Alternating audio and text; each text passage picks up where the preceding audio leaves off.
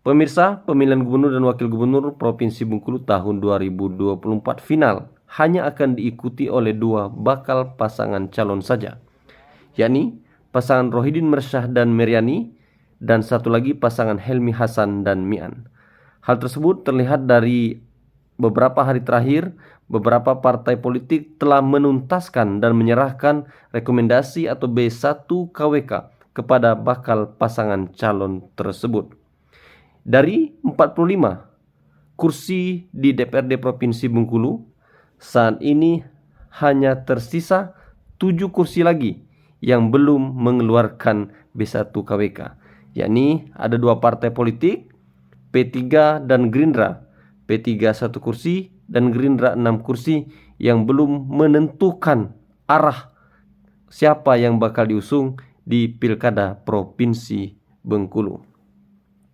Dengan melihat keadaan dan peta politik kekinian, beberapa nama yang disebut dan mempunyai keinginan untuk maju Pilgub Bengkulu nampaknya harus rela untuk bersabar dan tidak maju di Pilgub Bengkulu. Salah satu di antaranya adalah nama Rosjonsa.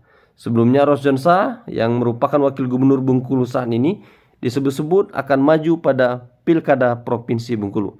Namun melihat kenyataan dan peta politik terkini, bahwasanya Rosjonsa sangat kecil peluangnya untuk bisa maju di Pilkada Provinsi Bengkulu.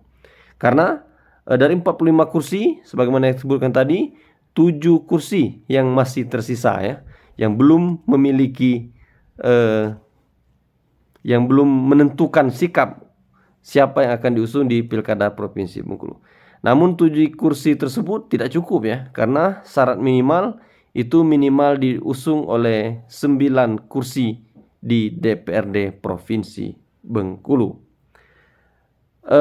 Pasangan Rohidin Mersyah dan Meriani saat ini ya, hingga hari ini sudah diusung oleh 3 partai politik dengan jumlah kursi 15 kursi, yakni Golkar 10 kursi, PKS 2 kursi, dan Hanura 3 kursi. Sementara pasangan Helmi Hasan dan Mian itu diusung oleh 23 kursi di DPRD Provinsi Bengkulu, yakni Partai PAN 6 kursi, PDI Perjuangan 6 kursi, Nasdem 4 kursi, Demokrat 4 kursi.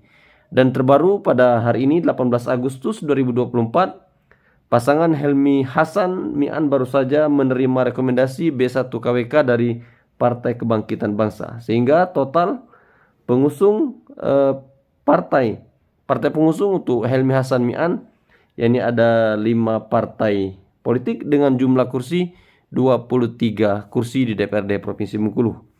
Sementara pasangan Rohidin Mersyah Meriani ini diusung oleh 3 partai politik dengan jumlah 15 kursi di DPR.